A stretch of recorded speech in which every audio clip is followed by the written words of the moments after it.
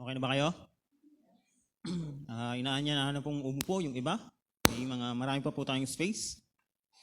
Salamat sa buhay ng ating music team. Kahit napakakulimlim sa labas, buhay na buhay yung worship natin. Ang ganda ng tugtugan. Magandang umaga po sa lahat. Yan, bago tayo mag-start, mga konting announcement po muna.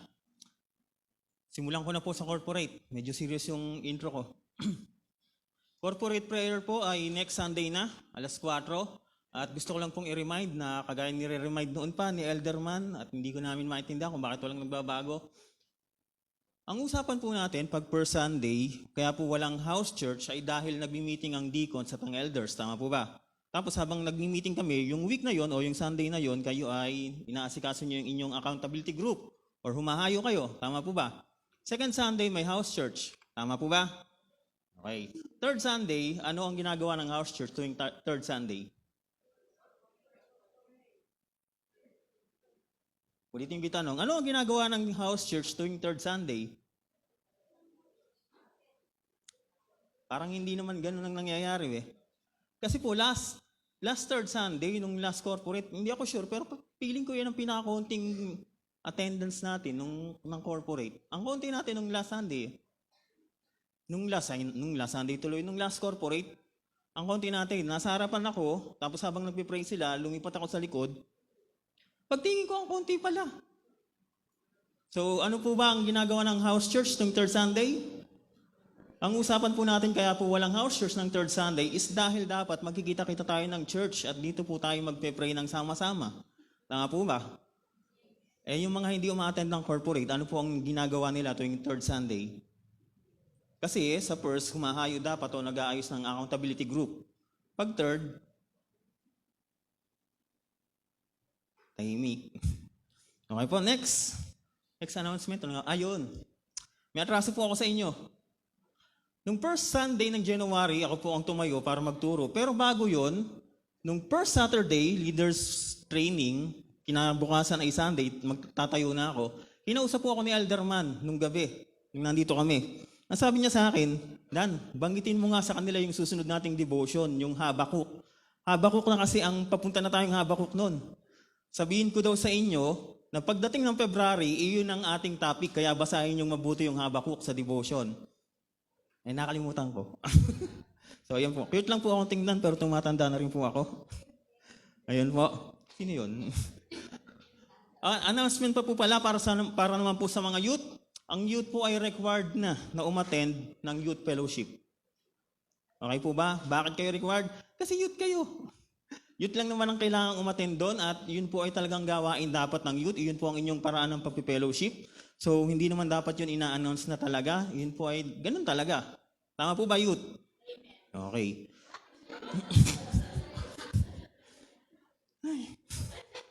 Okay po. So, hintayin yung Tita Ani sa... Kailan ang gawain nyo? Ayun. Kung si Tita Ani lang masusunod, attend dyan ng youth fellowship eh. Ano pa ba? O nga po pala, dahil ang topic po natin ngayon buong month ay Habakuk, sana ho, binabalikan ninyo yung devotion ninyo nakaraan. Sino binalikan yung devotion niya nung nakaraan, nung nagturo sa Elder Ed? Chinek nyo ba kung tama yung devotion nyo? Kung tumugma yung devotion nyo sa tinuro niya ni Elder Ed last Sunday? Hindi ko alam kung hindi kayo sumasagot dahil hindi kayo nag-devotion o hindi nyo binalikan o hindi kayo tumama. Binabalikan nyo po ba? Okay, so kung ngayon po, kung kaya nyong scroll, kung nasa cellphone nyo yung devotion nyo o kung nasa notebook nyo man, siguro alanin nyo na lang, check nyo kung tutugma yung devotion nyo noon sa topic natin ngayon. Okay po ba? Para makita natin kung yung bang devotion natin is nag-i-improve. Hindi ko naman po sinabing porket hindi ko nabanggit yung devotion nyo doon is mali na agad yung devotion nyo. Baka kasi hindi ko mabanggit mamaya yung naging sinulat nyo sa devotion nyo, isipin nyo mali. Pero kung contradicting yung devotion nyo tsaka sa ituturo ngayon, baka nga may mali. Siguro naman hindi ako. Okay po. At ano pa ba? Ayun. Salamat po. Last Sunday, ako ay na-appreciate at pinag-pray. Salamat po sa Crossover Church. Kinakabahan talaga ako ng Sunday na yun. Plano kong mag-umattend dahil inuubo ko. Yun ang gusto kong i-reason. Buti na lang walang kakaibang ginawa ang trademark. At yung pong pulang sobre sa mga nagtatanong. Wala na po. Pinagpa-check up ko na po. Pinambili ko na ng gamot. Doon lang napunta para hindi ako inuubo ngayong ano na to. Okay po. Bago tayo pumunta doon sa topic natin, tayo po ay nasa Habakuk. Tanong ko lang po, sino po ang nag-enjoy doon sa nakaraang topic natin? Yung Ordo Salutis. Yung totoo, taas yung kamay nyo. Mga leaders lang nag-enjoy. Yung seryoso, sino dito yung na-enjoy niya yung topic ng Ordo Salutis? Nung si pastor ay tumayo dito at nagturo siya ng perseverance at sanctification, 3 beses siguro siyang gumanon. Ang sabi niya, wala tayong ambag dito. Nung binanggit niya yon, siguro 3 beses sa isang preaching, tango ako ng tango. As in, napapa-amen lang ako. As in, parang appreciate ko yung binabanggit ni pastor na yun. Samantalang matagal ko nang alam yun. Kahit ako, pag tumatayo ako, binabanggit ko yun dito, sinasabi ko, hindi tayo ang gumagawa ng paraan para maligtas tayo, Diyos ang gumagawa ng paraan. Napanood ko na rin niya sa video, ang dami kong napanood na mga video, sabi pa nga ni Sproul, wala tayong kinalaman dito, ang ambag lang natin dito, yung pagiging makasalanan. Pero nung tinuturo yun ni pastor, parang 3 beses din siguro akong tumatango. As in, may nagtanong sa akin, ano na ba ang bago sa church ngayon? Ang sabi ko doon sa nagtanong sa akin, mas na-appreciate na namin ang Diyos. Kasi doon na kami nakapokus ngayon. Hindi na kami nagtuturo ng mga drama-drama. Tama ba? Hindi na ba tayo nagtuturo ng mga drama-drama? Yun talaga tumatak sa isip ko nung tinanong niya ako eh. Kasi napansin ko sa sarili ko, nung gumagano si pastor, tumatango ako. Doon ko na-realize, wow, na-appreciate ko pala to. Ba't parang ngayon lang namin na-appreciate yung ganito sa mga naka-appreciate? At paano ba yon? Nung birthday ko pala, nag-chat si pastor at yun din ang na-reply ko sa kanya. Na-appreciate ko, natutuwa ako pag tumatayo yung 3 dito, yung tatlong ipang elders, si pastor. Pag tumatayo sila, nagtuturo sila, na-enjoy ko yung preaching. As in, para akong bagong na nakikinig. At na-enjoy ko yung preaching. Sana po ganun din kayo. Okay, so ngayon po tatapik po tayo, pupunta po tayo sa Habakuk. At yung ito pong Habakuk, kagaya ng binanggit ko kanina, hindi tayo nagtuturo ng mga drama-drama, tama po ba? Pero alam niyo po ba na itong Habakuk ay ganon? Pero lilinawin ko lang po, hindi po ito yung tipong drama. Okay, ito po ay totoong sitwasyon. Okay, muna tayo, konting intro muna tayo. Kagaya ng binanggit ni Elder Ed last Sunday, si Habakuk, wala siya hindi ko alam kung Habakuk or Habakuk, kung ano man gusto nyong i-pronounce sa kanya. Kagaya po na sinabi ni Elder Ed, wala hong masyadong background si Habakuk. Ang expectation po ay siya ay sikat talaga nung time na yun, kaya hindi niya na masyadong kailangan ng introduction. So, yun po ang reason. At ang isa po, ito pa nga po palawa, baka nagtataka kayo anong pinagkaiba ng major tsaka ng minor prophets. Hindi po yan parang best actor, si major prophet at si minor naman is parang supporting actor lang. Hindi ho ganun. Ang pinagkaiba lang ho nila is yung sulat. Hindi ganun kahaba yung sa mga minor. Okay po? So halos yun lang ang pinagkaiba nila. Huwag niyo pong isipin na dahil sila ay minor prophets at si Habakuk ay chapter 1 to 3 lang, parang extra lang siya. Hindi po. Mahalaga po to. Bigyan ko po natin ng short historical theological theme. Ang situation po nila doon, sa situation po nung time ni Habakuk, para ho siyang kagaya nung kay Amos at saka nung kay Mika. Na-devotion natin to December yata at saka January. Kung maalala nyo kay Mika, medyo mahaba. Ano ba ang sitwasyon nila? Nung time na yon, kagaya ng binabanggit ni Elder Ed last Sunday, yung justice, patay na. As in, kumbaga sa nung time na yon, pag may krimen, ang mga pulis, tahimik na lang, hinahayaan na lang nila kasi ala na silang kapangyarihan, ala na silang authority, sagad na yung kasamaan, puro nakaharasan, ganon. So si Habakuk, dahil sa ganon yung kalagayan nila, siya po ay lumapit sa Diyos at nag-pray. Inilalabas niya yung kanyang kabigatan para sa Juda. At doon po sa tagpo na yon, habang siya po ay dumadaing sa Diyos, doon po niya lalong nakilala ang Diyos. Sa mga sagot ng Diyos sa kanya, doon niya pa lalong nakilala ng mas malalim ang Diyos. Okay po ba? So yun po. Doon po tumibay yung kanyang pananampalataya habang sila ay nag-uusap ng Diyos. Plus, ito pong Habakuk, ang tinatalakay po talaga nito is yung mga fundamental na mga questions ng buhay. So, sabi ko sa inyo noon, ang favorite kong topic, nung time na hindi pa tayo reformed, ang favorite kong topic noon talaga is tungkol sa family. Family, discipleship, tsaka salvation. Pero yung family talaga ang favorite ko. Kasi pag umahayo kami noon, by family. Pag nag-invite kami, family rin ang dumadating sa church. At pag dumating yung family na yun sa church, tapos family ang topic, nakaka-relate sila. Kaya gustong-gusto ko yung topic ng family. Kasi pag humahayo kami, na-i-connect ko yung topic ng Sunday sa hinahayuan namin, tapos yung in-invite namin, pagdating nila, family pa rin ang topic. So nakaka-relate sila. Tuwang-tuwa ako noon pag yun ang topic. Dahil kumbaga parang nagtutulungan yung hayo namin at saka yung topic ng church. Tapos ganito, naalala ko noon, nagkaroon tayong topic tungkol sa family. Tumakbo siya ng 1 month and 2 weeks. Naalala ko nung katabi ko yung isa kong ka-house church at ang family nila ay magulo. Ang topic noon ni Pastor, top 10 reasons kung bakit magulo ang isang pamilya. Number 1 reason, lack of father figure. Sinisigo ko yung katabi ko, nagkakangitian kami. Bakit? Kasi ganun sila. Tapos palipat-lipat ng bahay, social media, palaging may ibang tao sa bahay. Sinisigo ko siya, nagkakangitian kami. Kasi alam niya kung ba't ko siya sinisigo kasi lahat ng yung mga points ni Pastor tumatama sa kanila. Tinatanong ko kayo noon, kumusta na kayo? Kasi hindi na tayo nagtatopic ng ganun. Hindi na tayo nagtatopic ng mga bagay-bagay tungkol sa ating mga personal na dalahin. Tama po ba? Sa matagal na panahon, yes, nagtopic tayo series ng 10 Commandments, Order Salutis, Leadership, church membership, pero hindi tayo nagtatopic ng ganun. Tama po ba? Hindi tayo nagtatopic ng mga problema sa buhay, mga sitwasyon natin, mga kanya-kanyang dalahin. Pero ang reality, may mga umaattend dito sa church, linggo-linggo siguro, sabihin na natin gano'n, na may dalahin. Tama po ba? Pero hindi natin natatalakay. Tama po ba? Ito po yung time na ngayon po ay tatalakayin natin ngayon kung paano si Habakuk, siyempre ang situation ni Habakuk is tungkol sa pang-api sa kanila, yung kabigatan niya para sa Juda. So, lumalapit sa Diyos. So, ngayon po ganito, hindi man yun yung sitwasyon nyo, iba-iba tayo ng sitwasyon, pero kung ano man yung kabigatan mo, ito po yung point nun. Ang core message po nitong Habakuk is yung call to trust. Yung kahit ano pa ang sitwasyon mo, kahit ano pa ang pinagdadaanan mo, magtiwala ka sa Diyos. Yun po ang core message ng Habakuk. Hindi po siya kadramahan na turo. Pag-aaralan natin mamaya, sabi ko nga, eto na yung pagkakataon nyo, kung sino man yung may dinadala dito at naghihintay at umaattend ng church, ano naman yung topic? Salvation, church membership, maging active sa house church, paano naman yung problema ko? Ito na po yung time na dadaanan natin yung mga ganyang klaseng topic. Ang sabi ko nga kanina, ang sa sinasagasaan ng Habakuk is yung mga fundamental questions, mga tanong, mga kabigatan na pwede mong ilapit sa Diyos. Kagaya na binabanggit ni Elder Ed last Sunday, pinapakita doon na si Habakuk ay malayang nakakalapit at nagtatanong sa Diyos. Hello church, nandiyan na po ba kayo? Ready na ba kayong makinig? Handa na ba kayong tanggapin kung ano man yung i-reveal ng Diyos sa atin ngayon?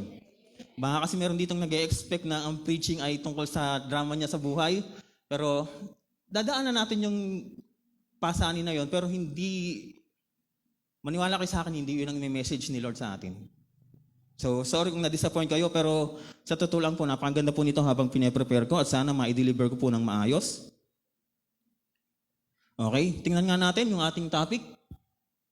Habakuk, nga pala, ito po ang title ng ating series. Habakuk, God and Us. So doon pa lang siguro makikita nyo na, hindi lang ang Diyos ang pag-uusapan natin ngayon dito, ang pag-uusapan natin, pati yung side natin. Okay po ba? So ready na po ba tayo? The call to trust? Okay, basahin natin yung Habakuk. Chapter 1. Okay, iipit nyo na po yung mga Bible. Dito po tayo magpapaikot-ikot lang. Yung po mga supporting verse natin ay nasa PowerPoint, pero pakibuksan po pa rin po yung mga Bible. Habakuk chapter 1, verse 12 hanggang 17 muna tayo. Okay? Basahin ko po. Hindi ba't ikaw ay walang hanggan, O Yahweh, Diyos na kabanal-banalan at walang kamatayan? Itinalaga mo ang mga taga-Babilonya upang kami parusahan. O batong matibay, inilagay mo sila upang kami pahirapan. Ikaw ay banal, ayaw mong tumingin sa kasamaan, hindi mo matagal ang tingnan ang kalikuan. Bakit mo pinapayagan ang mga taksil? Bakit mo pinababayaang apihin ang mga taong higit na matuwid kaysa kanila? Ginagawa mo ang mga tao na parang mga isda sa dagat, gaya ng mga nilikhang gumagapang na walang namamahala sa kanila. Iniihawon sila sa tubig sa pamamagitan ng bingwit, hinuhuli ng lambat at pinagsasama-sama. Pagkatapos nagdiriwang sila at nagsasaya. Kaya't nag-aalay sila ng mga handog maging sa kanyang lambat. At sinusuob niya ito ng mabangong kamanyang. Sapagkat dahil dito'y nakapamumuhay sila ng maginhawa at laging masagana ang kanyang pagkain. Magpapatuloy ba siyang gumamit ng tabak at walang awang papatay habang panahon? So ano ang napansin niyo doon sa 12 hanggang 17? Nagtatanong na naman ako, wala na. Okay po. So kung mapapansin niyo doon sa 12 hanggang 17 is may maganda siyang sinasabi sa Diyos, at the same time, nagtatanong siya, ay bakit ganun? Okay po ba? Tingnan natin Next slide.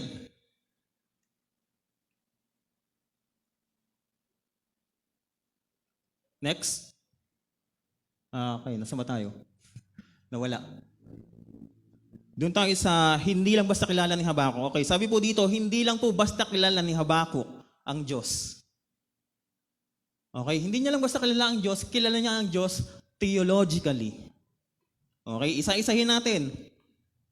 O nga pala, kilala niyo ba ang Diyos? Paano kilala? Tingnan natin mamaya, compare natin kung paano yung kilala na sinasabi natin versus tingnan natin yung kay Habakuk. Hindi lang basta kilala ng Habakuk ang Diyos, kilala niya ang Diyos theologically. Number 1, Habakuk, ang sabi doon, eternal, from everlasting, walang hanggan, not bound by time, He is beginning and the end, the Alpha and Omega. Sa anong verse to? Hindi ba't ikaw ay walang hanggan? Sa verse 12, nandun pa lang yun. Hindi ba't ikaw ay walang hanggan? So kilala ni Habakuk ang Diyos as walang hanggan, eternal. Check nga natin sa awit 90, verse 2. Ito, eternal, from everlasting, walang hanggan, not bound by time, He is beginning and the end, and the Alpha and Omega. Awit 90 verse 2, bago nyo palikhain ang mga bundok at ang mundo, kayo na ang Diyos. At kayo pa rin ang Diyos hanggang sa katapusan. Okay? Ano pa? Ang inyong trono ay naitatag na simula pa noong una. Naroon na kayo noon pa man. Number 1, kilala niya ang Diyos. Sabi nga natin, theologically. At ang pagkakakilala niya sa Diyos ay eternal. At supported yung pagkakakilala niya. Kung ano yung nasa Bible, nung sinabi niyang kayo po ay walang hanggan, supported ng Bible, supported ng Word of God, yung pagkakakilala niya sa Diyos. Tama po ba? Hello, nandiyan po ba kayo? Sasagot na lang kayo ng amen kung nandiyan kayo. Okay, number 2, ano pa yung isang pagkakakilala sa Diyos? Sovereign and holy, my holy one. Anong verse yun? Verse 12 pa rin. Sabi doon sa verse 12, hindi ba't ikaw ay walang hanggan, eternal? O Yahweh, Diyos na kabanal-banalan at walang kamatayan. Mamaya pati yung walang kamatayan, dadaan natin. May Holy One na mumukod-tangi, walang mas mataas pa kaysa sa Kanya. Wala siyang katulad. Isaiah 46:10. Sa simula pa lang, sinabi ko na ang mga mangyayari sa hinaharap, ang aking mga inihahayag ay magaganap at gagawin ko ang lahat ng gusto kong gawin. Gagawin ko lahat ng gusto kong gawin. Iyon po ang ibig sabihin ng sovereign. And yung holy, ang context po nito is yung pagpaparusa ng Diyos sa Babylonia. So pinaparusahan niya ang masasama bilang holy na Diyos. At yung pagiging sovereign niya, eto naman, gagawin ko ang lahat ng gusto kong gawin. So siya ay sovereign, siya rin ay holy. Tama na naman yung pagkakakilala sa kanya ni Habakuk. Okay, so nasusuportahan ng Bible yung sinasabi niya. Next. Covenant-keeping God. O Lord my God, my Holy One. Anong verse to?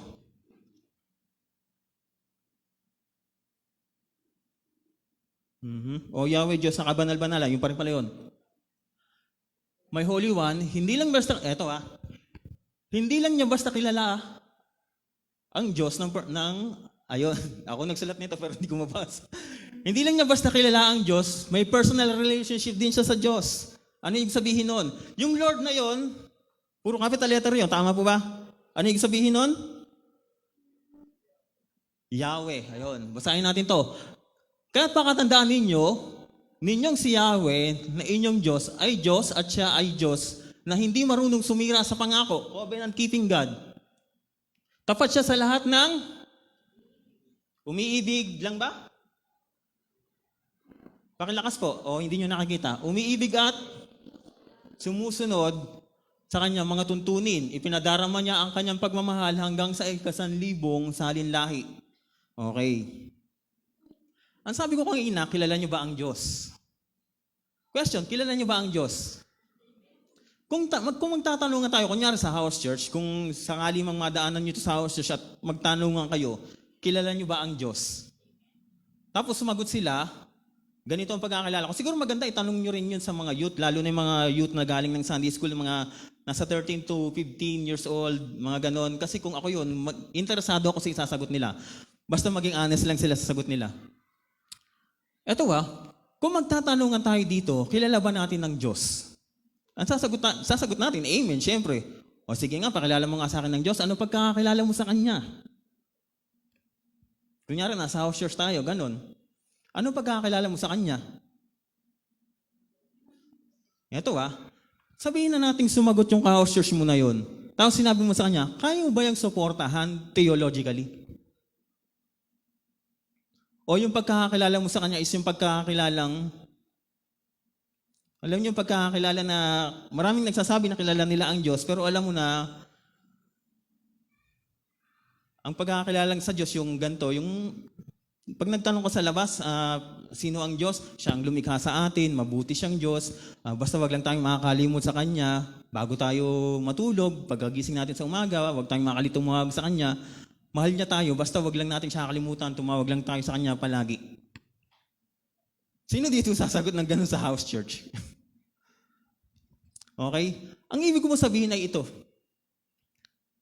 Si Habakuk, bago siya nagtanong ng kung ano-ano sa Diyos, ito muna yung nakita natin sa Kanya. Ulitin ko i-check nyo yung devotion nyo kung tatama yung devotion nyo sa pinag-uusapan natin ngayon.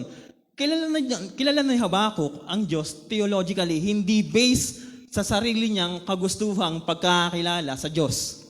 Ano ibig sabihin? Naalala nyo noon, binanggit ko, sabi ko sa inyo, naipit ako sa usapan ng dalawang lalaki. Nung una, yung isa, kasi nanonood siya ng video sa tablet, tapos pinapakita doon yung kalikasan, namamangha siya. Ang sabi niya, gawayan ng Diyos. Napakagaling ng Diyos, napakabuti ng Diyos. Tayo lang naman tumalikod sa Kanya, pero mahal niya pa rin tayo. Yung mga gano'n. Sabi ko pa nga sa inyo, nakokornihan ako nung binabanggit niya yun. Kasi naipit ako sa gitna . Tapos pinakita yung pyramid. Di ba may issue sa pyramid kung paano yung nagawa? Kung paano ginawa daw ng mga tao, o tao ba talaga ang gumawa ng pyramid? Napunta sa alien yung usapan. Ang sabi niya, totoo kayang may Diyos? Kasi sabi sa napanood ko, yung mga ganyan-ganyan, sa alien, biglang napunta sa alien yung usapan, tapos biglaan niya kinabig. Hindi, sa Diyos pa rin ako. Basta ako nanampalataya ako sa Kanya. Basta sa Diyos pa rin. Tapos, biglang napunta sa usapan ng Bible. Ang sabi niya, naniniwala siya sa Diyos, pero hindi siya naniniwala sa Bible. Ang sabi niya, pag nagtanong ako, wag mo nang buksan yung Bible, wag mo nang pahanap sa akin sa chapter ganito, sa verse ganyan. Mga tao gumawa niyan, mga alagad ni Kristo gumawa niyan . Di syempre, kumbaga parang ang po niya, papabor kay Lord, yung nakasulat sa Bible. Tama po ba? Pinento ko na sa inyo to. Sabi ko nga sa inyo, pag uwi ko, iniisip ko, sino kaya yung Diyos na tinutukoy niya?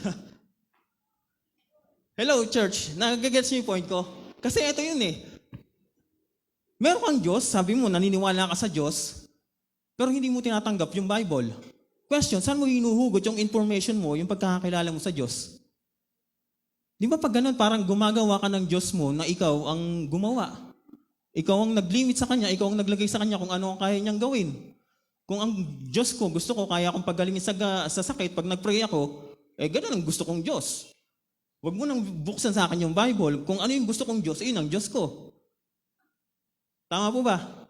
So question, sino yung Diyos na yun? Kasi siya ay Christian, pero kung siya ay Christian at yung Diyos sa Bible ay hindi niya tanggap dahil hindi niya type yung nasa Bible dahil gawa lang daw yun ng tao, sino yung Diyos niya? Hindi ko alam. Pero ganito yun. Kahit Christian ka pa, kahit umatan ka pa ng church, kung ang paniniwala mo sa Diyos ay yung Diyos na yun ay ganito, ganyan, pero hindi naman supported ng Bible, ganun ka rin. Umatan ka lang ng church pero gumagawa ka rin sa sarili mong Diyos. Hello, church. Ulitin ko yung tanong, ito po, ang mahalaga po ito. Napakahalaga po nung point na to na yung pagkakilala ni Habakuk sa Diyos ay theological. Sabi nga natin, gusto ko lang din linawin, hindi lang basta theological. Ang sabi nga natin kanina, may relasyon siya sa Diyos. May relationship siya, hindi lang siya yung kilala niya yung Diyos kasi napag-aralan niya sa Bible. May relasyon siya. Ang sabi doon, ang sino mang, ano sabi doon? Umiibig at sumusunod. Hindi po ito yung modern pag-ibig sa Diyos na makakita niyo sa Facebook na kung talagang mahal mo ko, kung mahal mo ako, ano gagawin? Ilalike, di ba? I-share, ano pa ba? Yung mga feeling blessed. Hindi po ito ganun na parang pag-share mo lang sa Facebook at may nakita kang post at tapos sabi doon, kung talagang mahal mo ako, i-share mo ako, ay, mahal ko si Lord. Hindi po gano'n. Hindi po ito yung tipong makakita mo may picture na nagbubunong braso si Lord tsaka si Satanas. Na kung talagang mahal mo si Lord, sino kaya ang mananalo sa dalawa na yun? Yung tipong kailangan mong i-like, kailangan ko itong i-like, itatap ko ng itatap para manalo si Lord sa arm wrestling. Hindi po ganun ang ibig sabihin ng ano ha. At saka ito pa, kung maalala nyo, nauso noon yung, parang nag-trend to eh. Ilang beses akong nakakita ng ganito sa Facebook, yung Lord Payakap. Lord Payakap. Alam niyo mga ganun, yung tipong na-bless, siguro may ipinag-pray, tapos natupad, tapos natuwa, magpo-post, Lord Payakap. Eto kung kayo ay sincere doon at kayo ay kilala nyo ang Diyos at may relasyon kayo sa Kanyang maganda at pinost niya yon, wala akong problema doon. Ang problema, ang sabi doon, ang sino mang umiibig at sumusunod. Nandoon yun. Napakadaling sabihin na mahal mo ang Diyos. Tama po ba? Napakadaling sabihin na kilala ko ang Diyos, mahal ko ang Diyos. Tama po ba? Sabi ko nga kanina, pag tinanong kayo at sinabi, anong pagkakilala niyo sa Diyos, tapos sinabi niyo ang Diyos ay ganito, tapos yung nagtanong sa inyo, alam niya kung sino talaga ang Diyos, tapos yung sinagot niyo ay nagko-contradict sa nakasulat sa Bible. Matatanggap niyo ba pag kinorek kayo na hindi ganun yung Diyos ninyo na pinaniniwalaan? Masasabi niyo ba talagang mahal niyo ang Diyos kung tayo ay hindi naman sumusunod sa Kanyang kalooban? Hello, church. Ito po ay isa sa mga natutunan namin ng leaders training. Tinuro to sa amin ni Pastor. Hindi ko akalain na doon ko lang yun malalaman. Nung tinuro po sa amin ni Pastor yung tungkol sa paghuhugas ng paa kay Pedro, tapos sinabi ni Pedro, wag na. Ang sabi ni Lord, kailangan kong gawin to, kung hindi to gagawin sa'yo, kung hindi ko gagawin to sa'yo, ano sabi ni Lord? Si Lord nagsabi nito, wala kang kaugnayan sa akin. Madalas natin yung tinatopic dati sa church, tama po ba? Pag tinatopic natin yung dati sa church, ang tinuturo natin, si Lord, bagamat siya ay kapantay ng Diyos, siya ay bumaba. Tapos nag-minister siya ng gano'n, naghuhugas ng paa. So parang ang pinapakita natin doon is pagiging humble. Tama po ba? From kapantay ng Diyos to pinakamababa, naging tagapaghugas ng paa. Yun yung isa. Isa pa, leader, pagsilbihan mo ang iyong member. Tama po ba? Naalala ko yun kasi tinapik sa amin yun nung first meeting yata ng house church. Nung nagsimula ang house church, pinatawag kami, deacons, tsaka mga accountability, tawag doon, mga Timothy pa sila noon. Yun ang isang tinuro sa amin. Naalala ko kasi nung nag-break time kami, pinagtimpla ko ng kape yung mga kasama ko. Sabi, ayan ang pagsaserve. Naalala ko yun. Pero ito yun. Nilinaw sa amin ni Pastor ng leaders training. Pag nagturo ka ng ganun at natapos yung turo mo ng ganun lang, mali na yun. Okay lang siya. Wala namang masama doon sa kapantay ni Lord ang Diyos, bumaba siya, naglingkod siya, leader, paglingkuran mo yung member mo, walang masama doon, pero ang masama doon, kung hindi mo ituturo yung sinabi ni Lord at yung pinaka-point na kung hindi ko to gagawin sa'yo, wala kang kaugnayan sa akin. Yun yung pinaka-point. Tama po ba? Sa mga hindi naka-attend, yun po ang pinaka-point. Ano ibig sabihin nun? Ang sabi ni Lord, kung hindi ka magpapalinis ng kasalanan sa akin, hindi tayo close. Wala kang kaugnayan sa akin. Kahit mag-pray ka na mag-pray sa gabi at kung ano man yung bigatin mo sa buhay na pinapasan, at ikaw ay umiyak, na puno ng luha yung unan at gumaan ang yung pakiramdam at pagkagising mo sa umaga, nag-post ka, thank you Lord, payakap. Tapos balik ka lang din naman sa dati mong buhay at hindi ka nagpapalinis ng kasalanan mo. Ang sasabihin sa'yo ni Lord, wala kang kaugnayan sa akin. Payakap.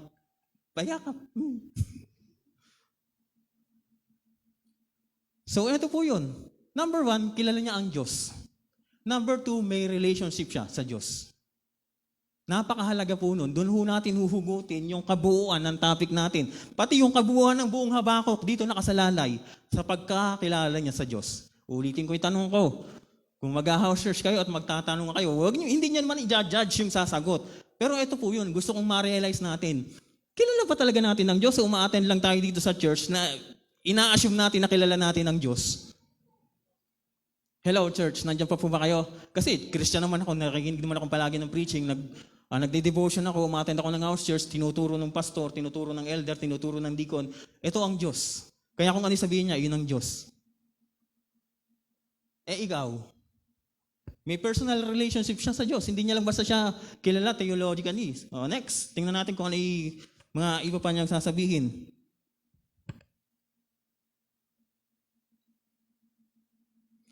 O nga pala? Sige, tuloy na natin. Protector of His people. Protector of His people, it also implies na perfect ang justice niya. Itong mga ganito kanlalim na pagkakakilala sa Diyos, kadalasan ito yung mga hindi natin, kadalasan ang pagkakakilala natin sa Diyos, is yung tungkol sa pagmamahal niya sa atin, kung ano yung kabig natin sa Diyos. Tama po ba? Yun yung pinapahalagahan natin. Okay, so yung mga ganito, medyo hindi tayo interesado. Protector of His people, kasi people hindi naman personal sa iba pakialam ko ba sa iba, yung akin ang gusto ko Protector of His people, it also implies na perfect ang justice niya, hindi na mabuluktot. Ito ba yun? Okay. Siya ang bato ng kanlungan, matuwid ang lahat ng gawa niya, at mapagkakatiwalaan ang lahat ng kanyang pamamaraan. Matapat siyang Diyos at hindi nagkakasala, makatarungan siya at maaasahan. Pagdating sa ganyan, sabi nga ni Elder Ed last Sunday, parang hirap na hirap si Elder Ed ibaba sa atin yung topic kasi ang pinag-uusapan doon is tungkol sa gobyerno. Yung wala nang pamamahala ang gobyerno, sobrang kasamaan na. Pag gano'n ang usapan, medyo hindi natin feel kasi parang ibang tao yung pinag-uusapan, parang gusto natin, yung sa akin, ang pag-uusapan natin. Wala akong sa gobyerno. Tama. Kadalasan ang gusto natin, pagdating sa usapan sa Diyos, God and us. Hindi, dapat God and me. Okay, so yung mga ganitong bagay, makatarungan siya, hindi niya inaano. Kadalasan sa ganito, wala naman kasing connection sa personal nating problema. Ito ay problema ng pangmaramihan, kaya nai-ignore. Pero ito po yun. Alam ni Habakuk na ganito ang Diyos. Question, alam nyo ba na ganito ang Diyos? Alam ba natin na ganito ang Diyos? Next.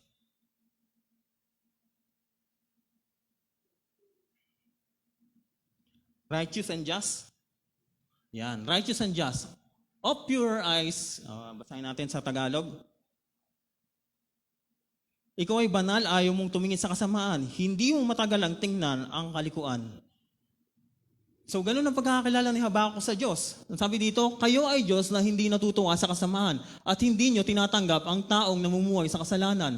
Ang mga mataas ay hindi makakalapit sa inyong harapan at ang mga gumagawa ng kasamaan ay inyong kinasusuklaman. Lilipulin nyo ang mga sinungaling, kinasusuklaman nyo ang mga mamatao at mga mandaraya. Ito ang pagkakakilala ni Habakuk sa Diyos. As in, lahat ng binanggit niya, yung binanggit niya na yun ay nasa chapter 1, 12 hanggang 13 lang. 2 verse lang itong pinag-uusapan natin. Ang haba na nung time na kinonsume natin sa 2 verse pa lang. Pero ito po yun. Gusto kong itong bingjandiin kasi dito talaga natin hugutin yung pagkakakilala mo sa Diyos. Dahil po dito tayo babagsak, dito tayo lulundo. Ganyan ang pagkakakilala niya sa Diyos. Galit sa sama-sama, hindi niya matagal ang tingnan at dito papasok yung mga tanong niya. Ano yung mga tanong niya? Binasa natin kanina. Tingnan nga natin. Okay, wait lang pala. Next slide.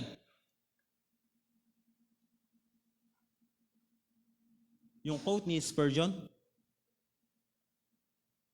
Ito pa pala, meron pa pala. Sige, okay na yan. Sige na. Si Yahweh ay tapat sa kanyang salita at maasahan ng kanyang gawa. Ang nais niya ay katwir at katarungan. Ang pag-ibig niya sa mundo ay laganap. So, pakitandaan niyo yung binasa natin na to, pati yung binasa natin kanina, yung galit siya sa kasamaan, hindi niya matagal ang tingnan, pinaparusahan niya yung masasama. So, yun ang pagkakilala ni Habakuk pati ito. Tandaan niyo muna itong mga part na to, lalo na yung 2 verse na binasa natin. Next slide.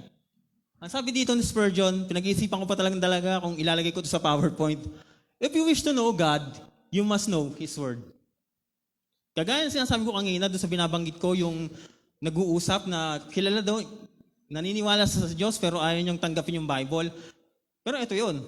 Ang sabi dito ni Spurgeon, if you wish to know God, you must know His Word. Pinag-iisipan ko pa kung ilalagay ko to o babanggitin ko na lang ng diretso Kaya lang malamang, kung babanggitin ko lang to, malamang hindi kayo mag-notes. Baka hindi nyo to pansinin. Baka hindi nyo picturean. Baka hindi nyo i-open sa house church kung babanggitin ko lang. Kaya nilagay ko dyan. Ganun din po siya kahalaga. Ang sabi niyo sa binasa natin kanina, ang sino mang umiibig at sumusunod sa Kanya. Tama po ba? Ano yung sabi sa If you love me, ano? Pakilakas po. If you love me, ayun. Magjo-joke sana ako. Mali. If you love me, like you tell me, please be careful with my heart. Ayun. Joke po yun, badoy, pero yan yun na. Ang sabi doon, if you love me, you will keep my commandments. Tama po ba? So, doon tayo babagsak. If you love me, you will keep my commandments. Kilala niya ang Diyos, theologically, may relasyon sa Diyos, at nakakasunod siya. Nasusundan niyo po ba? Ang kaso, eto na yung problema. Kilala niya ang Diyos, may relasyon siya, nakakasunod siya. Ang kaso, pakita. Ito po ang problema. At malamang sa malamang, pinagdadaanan natin to. Ang sabi doon, Habakkuk is struggling in understanding how his theology fits with reality. These are not questions of doubt, but rather they are questions coming out of a deep faith, seeking understanding of the deep things of God. Ano ibig sabihin nun? Kilala ni Habakkuk ang Diyos, maayos, tama ang pagkakilala niya sa Kanya. Ang problema, yung pagkakilala niya sa Diyos na tama, na totoo, hindi nagpipit sa sitwasyon niya, sa kalagayan nila. Kaya siya naguguluhan. Ito po, okay, linawin natin ha. Madalas ko itong nababanggit. Si Maria at si Zacarias. Anong pinagkapareho ni Maria at ni Zacarias at ni Habakkuk?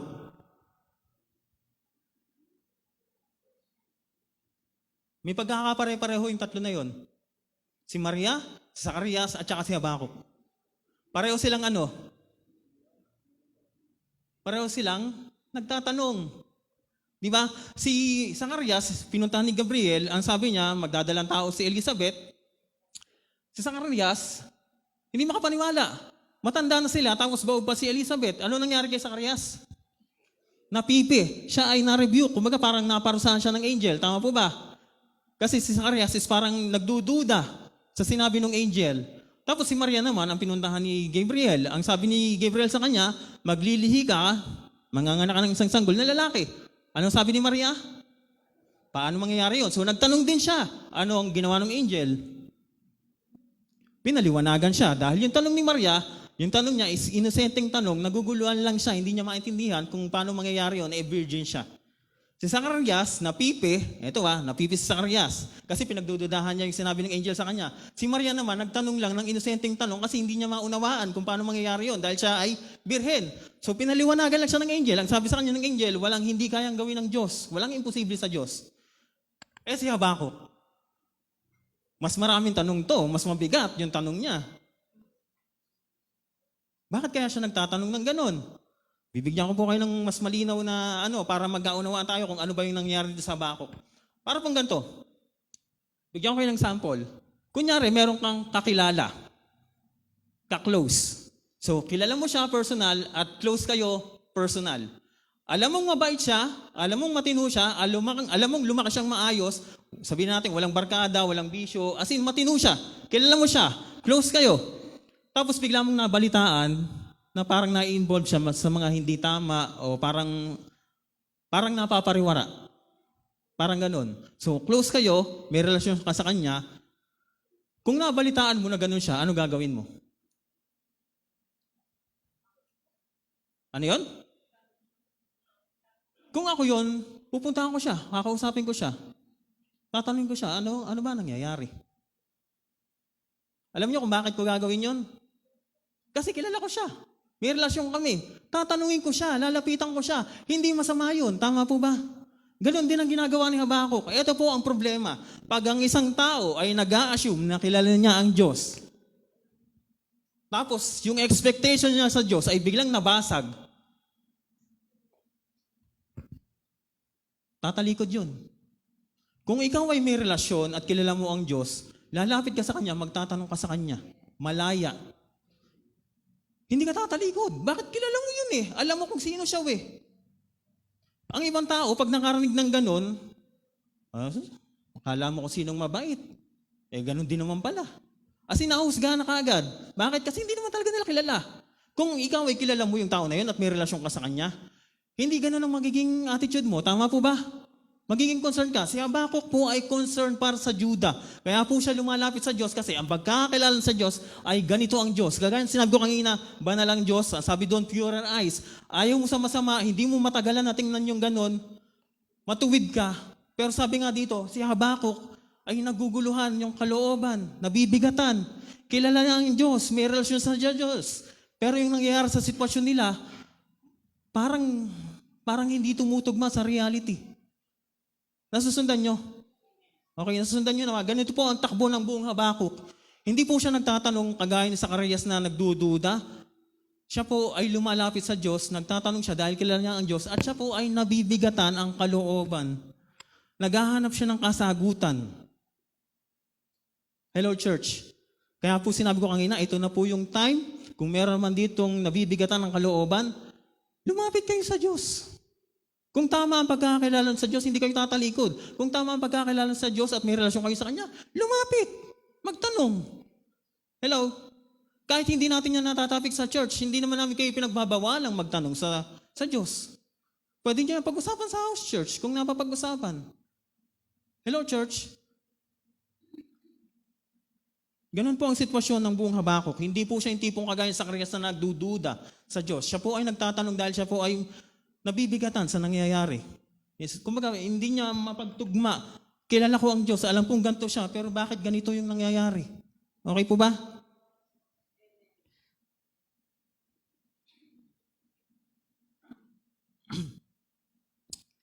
Pag mali po ang pagkakakilala natin sa Diyos, kagaya ng ina-example ko kanina, mali rin ang magiging reaction natin. Kagaya yung binaging kong example kanina na meron kang ka-close, meron kang kilala, tapos nabalitaan mo na ganun siya, huhusgahan mo na.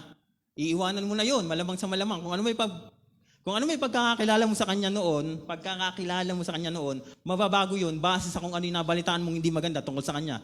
As in, mawawala yung magandang tingin mo sa kanya. Tama po ba? Yun yung pinopoint ko kanina, na ang pagkakakilala mo sa Diyos ay sarili mo lang na pagkakakilala at sarili mo lang na imagination, ganito po yun. Bigyan ko kayo ng sample. Diyos na nasa Bible at saka Diyos na gusto nating imaginein. Diyos na nasa Bible, yung Yahweh kanina, tinapik natin yan noon. Ang sabi doon, ako si Yahweh, nahahabag ako sa nais kong kahabagan o sa ibig kong kahabagan. Namimili ang Diyos kung sino gusto niyang kahabagan. Iyon ang reality ng Diyos. Tama po ba? Ay, ngayon, gagawa ako ng Diyos na gusto ko.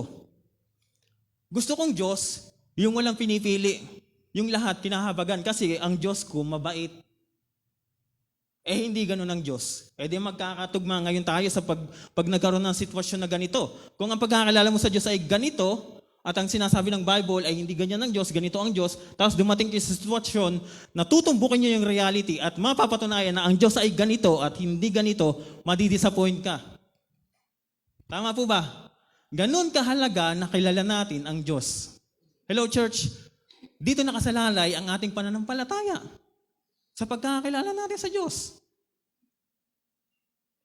Sabi ko nga kanina, try nyo magtanong sa house church. Minsan, namimiss kong maging deacon.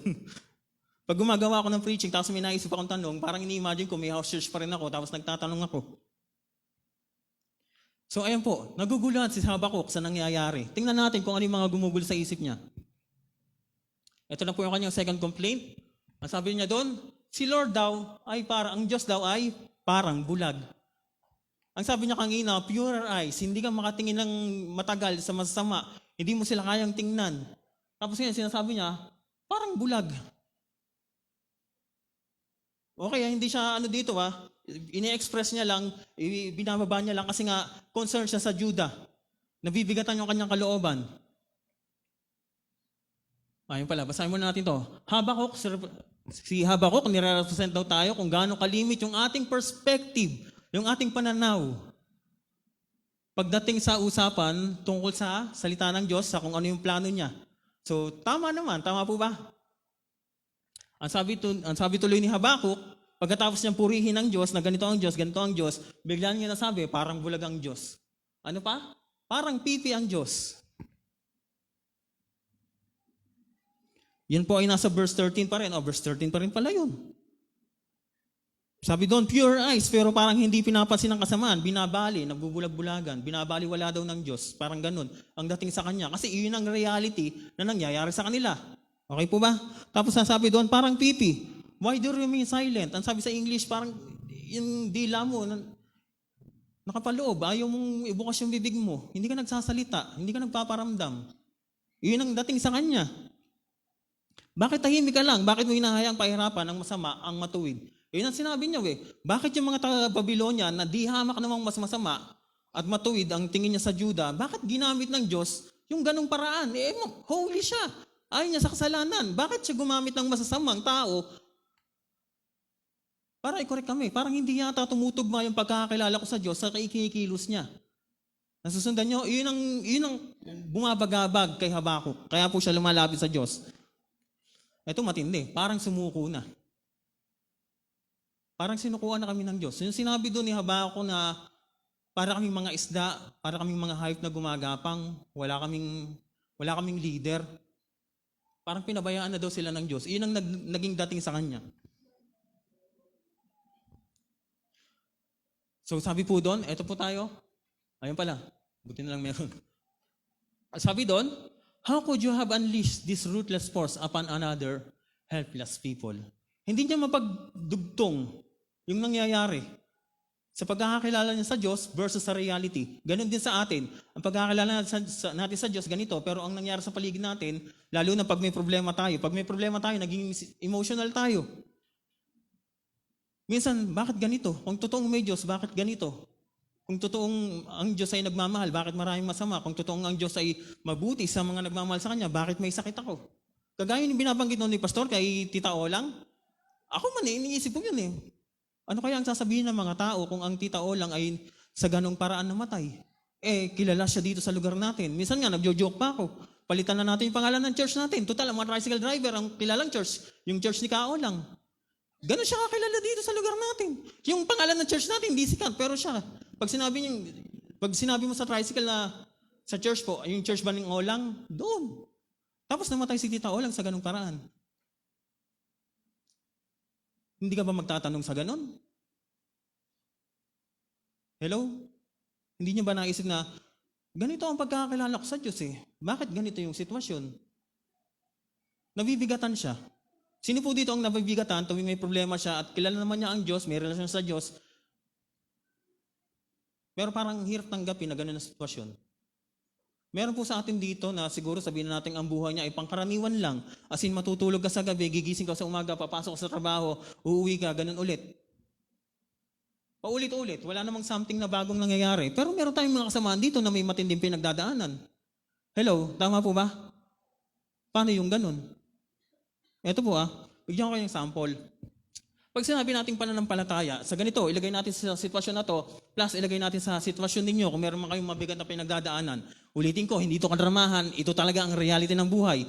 Nadadaanan natin ito sa topic ngayon at tingnan natin kung ano ang message sa atin ni Lord. Ganito, kunyari nagkasakit ka, tapos yung sakit mo, sakit pang mayaman.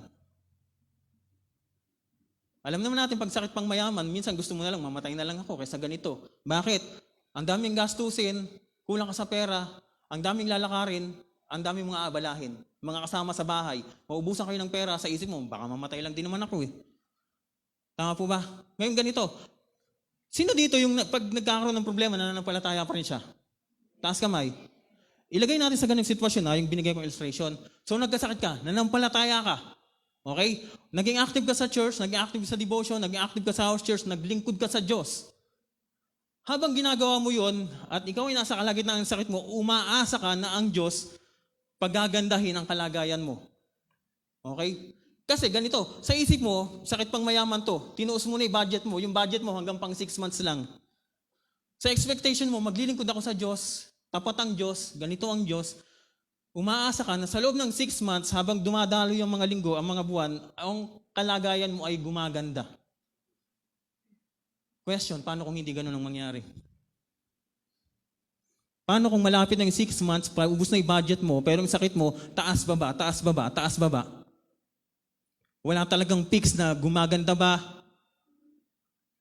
Paano pagdating na nung time na pang-6 na buwan na, ubus na yung budget mo at inyong expectation mo sa isip mo, na pananampalataya mo, kasi nag-serve ka kay Lord habang nasa ganun kang sitwasyon, naglingkod ka. Tapos natapos yung 6 months.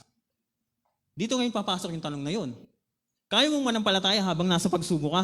Paano pag sumagot na si Lord at yung sagot ni Lord, hindi mo nagustuhan? Kaya mo pong manampalataya?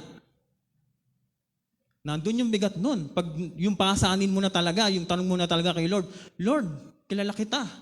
Bakit ganito ang nangyayari? Bakit hindi yung expectation ko? Ang expectation po dito ni Habakuk, bakit hindi mo na lang pinurge kami? Bakit hindi mo na lang tinanggal yung kasalanan at ginawa mo kaming righteous? Bakit nagpadala ka ng mas malala? Bakit pinadala mo dito yung mga Chaldeans? Bakit pinadala dito yung Babylonians? Bakit gumamit ka ng masasamang tao? Para lang i-correct kami. Hindi ko yun maintindihan. Yun ang point niya. Hindi niya maintindihan yung nangyayari. Pakita nga natin next slide. Ito po tinuro natin dati, finitum non capax infinitum, hindi kayang i-grasp ng tao kung sino ang Diyos. Ang Diyos ay malawak, walang hanggan. Kagaya na binasa natin kanina, Alpha and Omega. Wala siyang katapusan, eternal. Tayo, ganyan lang. Paano maunawaan yung gantong plano ng Diyos? Kung ganto ka lang. Kaya mo bang manampalataya kung hindi mo naiintindihan kung ano yung gusto ng Diyos para sa'yo? Next slide.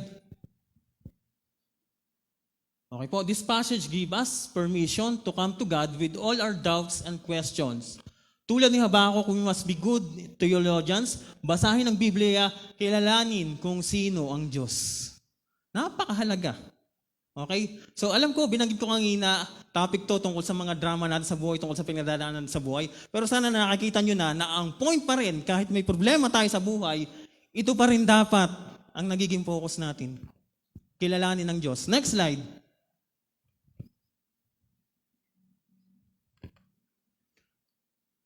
The problem, seeming injustice of God.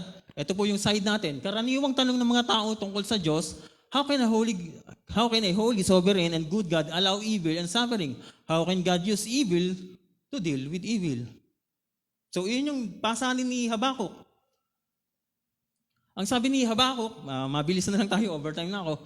Sa verse 1 ng chapter 2, ang sabi niya doon, maghihintay ako. Naghihintay siya, sabi ko nga kanina, kung meron kang kakilala ka close, pupuntahan mo siya, kakausapin mo siya. Tama. Ganun ang ginawa ni Habakuk. At ang sabi dito ng Habakuk, maghihintay ako sa isasagot niya sa akin. Next slide. The call to faith. Malaya tayong magtanong sa Diyos, pero hindi ibig sabihin na maunawaan natin o magugustuhan natin ang i-reveal niya. Trust Him, have faith that He is wise and powerful, kahit hindi natin naintindihan lahat. Bakit? Kasi ang sabi sa Deuteronomy 29:29, the secret things belongs to the Lord. Meron talagang mga bagay na sa Kanya. Hindi para sa atin. Okay? Mga secret things. At ang kailangan natin ay magtiwala. Next slide. Okay, God, ito naman yung side ng Diyos. Yung sagot niya, bale, o yung reply niya kay Habakuk, judgment for the proud and salvation for the just. Next slide.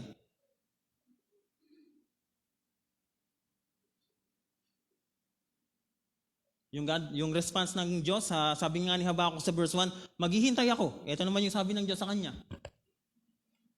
Okay po, yung 2 verse to 20 na yun, ang tatalakayin lang po natin din is yung 2 hanggang 4. Yung mga susunod pong verse, yun po ay tatalakayin sa susunod na preaching. Okay, ito po. Okay, God's appointed time. Ang sabi ni Habakuk sa verse 1, maghihintay ako. Ang sabi ng Lord, though it lingers, wait for it, since it will surely come and will not delay. Ang sagot ng Diyos kay Habakuk, hintayin mo lang, siguradong darating yon. Ito po ang gusto kong linawin. Isa sa mga dapat nating tandaan tungkol sa Diyos, tungkol sa pagkakilala natin sa Diyos. Kung ikaw ay nananampalataya, kung ikaw may pinagpe-pray, gusto ko pong paalala sa ating lahat, hindi po tayo ang magdi-decide kung kailan mangyayari. Okay? Ito po ay God's timing. Hindi tayo. Si Habakuk, sabi niya doon, maghihintay ako. Kinausap siya ng Diyos, okay, maghintay ka. Pero ako ang magdi-decide kung kailan ito mangyayari. Okay? Para kung ganito yan, nananampalataya ka sa Diyos, nagpipray ka sa Diyos, naglilingkod ka sa Diyos, may hinihintay ka. Sabihin na natin, naghihintay ka sa trabaho, nag-apply ka, naghihintay ka ng tawag. Habang naghihintay ka ng tawag, naglingkod ka, nag-serve ka. May time limit kang hinihintay. Tama po ba? hinihintay mo na tawagan ka kasi hanggat wala kang trabaho, hindi ka nakatulong, kumbaga parang hindi ka nakatulong sa pamilya, ito yung kailangan nyo, kailangan mo ng pera para makatulong sa pang-araw-araw nyo, inaasahan mo yung tawag sa'yo na matatanggap ka habang naghihintay ka, naglilingkod ka, nananampalataya ka, maayos ang relasyon mo. Ang kaso, hindi pa yun yung timing ni Lord. Papaalala ko po sa ating lahat, pag po tayo nagpe-pray, ang Lord ang may control pagdating sa oras kung kailan dapat maganap, ang dapat maganap. Yun po ay isang theology tungkol sa Diyos. Basagin natin yung mga kaisipan natin sa Diyos na kung ano yung prayer ko, dapat yun ang mangyari. Okay po ba? Next slide. Okay, yung dalawang opposing characteristics. Okay, the proud trust himself, the just live by faith. Next slide. Yung the proud po dyan, sundukoy po dyan is yung mga taga-Babylonia. Next slide. The proud. They attributed their gain to their own military might. Yung net na binabanggit, doon sa binabasa natin kanina, basahin natin. Sapagkat ginawa mo ang mga tao na gaya ng mga isda sa dagat, gaya ng mga gumagapang na bagay na walang namumuno. Kanyang binubuhat silang lahat at sa pamamagitan ng bingwit. Ang tinutukoy po dyan, yung mga isda is yung mga taga-Juda, tapos yung mga nanguhuli sa kanila, yung Babylonia. Okay? Kanyang hinuhuli sila sa kanyang lambat. Ibig sabihin nun, yung military might ng Babylonia. At kanyang tinitipon sila sa kanyang panguhuli. Kaya't siya ay nagagalak at nagsasaya. Kaya't siya ay naghahandog sa kanyang lambat. Ibig sabihin, pinupuri niya yung kanilang kakayanan. Okay? So, yung proud, ang inaasahan niya, yung kanyang kakayanan. Nabubuhay siya sa buhay niya, sa isip niya, kaya ko to, magaling kami, malakas kami. Ang pinaparangalan niya is yung kanyang kakayanan. Okay? At nagsusunog na kamanyang sa kanyang panghuli, sapagkat sa pamagitan ng mga iyoy, nabubuhay siya sa karangyaan at ang kanyang pagkain ay sagana. Maganda pamumuhay nila. Nung Babylonia, ang pinagmamalakan niya sa buhay is yung kanilang kakayanan. Kaya namin to. Kami ang magaling, malakas kami. Ganun ang proud. At ang sabi dito sa parurusahan ng Diyos, yung mga yon. Okay, hindi lang natin madadaanan sa mga susunod na topic yung pag-uusapan. Next slide. The just. In contrast to the proud, the just will be truly preserved through his faithfulness to God. Next slide. Ito yung pinaka sabihin nating matinding message ng Habakuk. Sa buong Habakuk verse 1 hanggang 3. The just shall live by faith. Okay? It has always been God's way to justify sinners by grace on the basis of faith alone. Ito po ay nasa verse 4. Basahin na natin. Matagal lang natin hindi nababasa. Masdan mo ang hambog ay mabibigo sa kanyang kapalaluan. Ngunit ang matuwid ay mabubuhay sa kanyang katapatan. Okay, tingnan natin.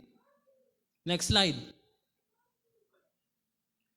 This is the core of God's message through Habakuk, both the aspect of justification by faith as well as the aspect of sanctification by faith. Bigla tayong tumalon doon. Makikita natin mamaya yung connection nun. Masdan mo mga palalo, hindi tapat sa kanya sa kanya ang kaluluwan niya. Ngunit ang matuwid ay mabubuhay sa pamamagitan ng kanyang pananampalataya. Talon tayo. Pupunta tayo ngayon ng New Testament. Justification. Akalain niyo ba namang tatalo tayo dito? Roma 1:17, pinag-usapan natin yan noon. Sapagkat dito, ang katwiran o ang pagpapawalang sala sa ibang translation ng Diyos ay nahayag mula sa pananampalataya hanggang sa pananampalataya. Gaya ng nasusulat. Nung binanggit ni Paul, yung nasusulat na yan, ang tinutukoy niya pala dyan, yung Habakuk. Verse 2, chapter 4. Yun pala yung pinagpaparisa niya, yun pala yung kino-quote niya. Gaya ng nasusulat. Yung binasa natin sa verse 4 ng chapter 2, ito pala yun. Ito pala, may foreshadowing na Habakuk pa lang ng justification. Ang sabi doon, ngunit ang taong matuwid ay mabubuhay sa pamamagitan ng pananampalataya. Iyon ang message ng Diyos kay Habakuk. Ang proud parurusahan, ang nabumuhay ng matuwid, mabubuhay. Tapos biglang babanggitin sa Roma, ang layo. Pero yung pala yun, gaya ng nasusulat. Next slide. Ngayon ay malinaw na walang sino mang inaaring ganap sa harapan ng Diyos sa pamamagitan ng kautusan sapagkat ang matuwid ay mabubuhay sa pamamagitan ng pananampalataya. Doon din yun hinugot sa Habakuk. Iisipin mo, ang topic ng Habakuk ay tungkol lang sa Diyos tsaka sa kabigatan ng pinagdadaanan. Pero usapan dun. Hello, church. Nakita niyo ba yung ganong next slide? Sanctification. Pati sanctification pala dun ay damay. Ngunit ang aking matuwid na lingkod ay mabubuhay. Mabubuhay. Hindi lang po ito one time, ito po ay pinamumuhay. Okay? Ang sabi ni Habakuk sa Diyos, ang namumuhay ng matuwid ay mabubuhay. Sanctification. Ngunit kung siya'y tatalikod, ang aking kaluluwa ay hindi malulugod sa Kanya. So kagaya ng tinatapik ni Pastor noon, pag ikaw ay tumalikod sa Diyos, pag ang sanctification ay hindi nangyari, wala talagang justification. Hindi ka kasali. Okay? Next slide, patapos na po tayo. The just shall live by faith. Okay, parang nabasa ko na yata ito kanina. Okay, next slide. Okay, faith from start to finish. Kagaya ng sinasabi natin kanina, ito pa rin. Kung meron man kayong pinagdadaanan, kung meron kayong kabigatan, dito pa rin tayo babagsak sa pananampalataya. Iba man yung topic natin kay Habakuk dahil ang pinagdadaanan nila noon ay kalupitan, at iba sa pinagdadaanan mo ngayon. Kung ano man yan at kung ano man yun sa kanya, kung ano man yun dati at kung ano man yung ngayon, dito pa rin tayo babagsak. Okay po ba? Faith ang kailangan natin for our justification. Faith din ang our sanctification, pati glorification. Next slide. Ako'y ipinakong kasama ni Kristo at hindi na ako ang nabubuhay, kundi si Kristo ang nabubuhay sa akin. Patuloy, nabubuhay sa akin. Okay po ba? At ang buhay na ikinabubuhay ko ngayon, pati bukas, pati sa susunod na araw, sa laman ay kinabubuhay ko sa magitan ng pananampalataya sa anak ng Diyos na sa akin ay nagmahal at nagbigay ng kanyang sarili dahil sa akin. So, justification, sanctification, hanggang glorification, ang pananampalataya. The just shall live by faith. Okay po ba? Next slide. Patapos na po tayo. Conclusion. Ito. Basahin nyo. Tapos tingnan nyo, pag nabasa nyo na kung agree kayo. Ganito po kasi may nakausap ako nung nagtanong sila sa akin, ano na ba na bago sa church? Hindi, kunento sa kanila, ganito na. Yung isa kasi nanonood ng preaching natin. Ang sabi niya nga, medyo malalim. Ang sabi niya, paano yung mga bago? Baka daw hindi sila makarelate. Hindi ko masagot yung tanong niya na yun kasi wala na ako sa point of view ng bago. Matagal na ako sa church, kaya pag may itinapik, yung iba mahirap, yung iba madali na, pero yung point of view ng bago, hindi ko alam. So, sa mga nag-house church, sa mga deacons, tanongin niyo yung mga bago, kung meron kayong bago, pati yung mga kabataan, kung nasusundan ba nila yung topic. Pero ito po yun. Ang point ko dito is ito. Nung tinanong niya ako, parang ganito, may kaisipan tayo na merong topic para sa mga bago. Tama, kagayang nakasulat dyan. Pag topic para sa bago, yung practical, yung tungkol sa pamilya, yung madali nilang maunawaan, para ma-enjoy nila. Tama po ba? At meron ding topic para sa mga luma. Taas po ang kamay ng mga luma. Ay, naku. Ang expectation, pag bago ka, dapat ang topic ganito. Practical, yung makaka-relate, ganyan-ganyan. Pag luma, dun madalin yung malalalim na topic. Tama po ba? Ganun ang expectation, ganun ang iniisip natin. Pero ito po yun. Mapabago ka, mapaluma ka, dapat ang hinahanap mo, sinisimulan mo dapat kung sino ang Diyos. Huwag mong isipin yung practical. Anin mo yung practical, hindi mo naman pala kilala ng tunay ang Diyos. Hello church, mapabago ka, mapaluma ka, dapat talaga, dito talaga tayo babagsak. Sabi ko nga, paulit-ulit, dapat talaga kinikilala mo natin kung sino ang Diyos. Bakit? Dahil doon nakasalalay yung ating pananampalataya. Kung may pinagdadaanan ka man sa church o kung may pinagdadaanan ka sa buhay, umattend ka ng church at ang topic ay walang kinalaman doon, kaya mong manampalataya kahit hindi napapag-usapan yung problema mo dahil kilala mo ang Diyos. Tama po ba? Tingnan nga natin. Wala na ba dyan? Okay. Yung sinabi natin sa kinakanta natin last Sunday, God is the strength of my heart. Alam nyo ba na sa awit 73 yun, alam nyo ba na yung sitwasyon doon ay halos kapareho nito? Pinag-uusapan natin. Si Asap nga ba? Asap, na ganun. Ang simula ng verse nun, kilala niya rin ang Diyos. Tapos yung mga sumunod na verse, nagtatanong na rin sa Diyos, Lord, bakit ganun? Bakit kung sino pa yung masasama, kung sino pa yung mga ganyan, sila yung gumiginhawa. Samantala kami mga naglilingkod sa iyo, halos mapatid na kami. Sa sobrang nahihirapan na sila. Pero doon lumabas yung kanta na God is the strength of my heart. Alam niyo kung bakit? Kasi kilala niya ang Diyos. Ang sabi niya doon, sinaliksik ko. Nahirapan ako. Pero nung ako ay pumunta sa templo, doon ko nakita. Ang sabi na doon, ano yung sinasabi sa kanta? Kinakanta natin, my heart and my strength, many times they fail. But there is one truth that always will prevail. Ano kasunod nun? Mali! Ang kasunod po nun ay clap muna. Tsaka palang God is the strength of my heart. Hindi po. Seryoso, ito po ang gusto kong i-point out sa inyo. Overtime na ako.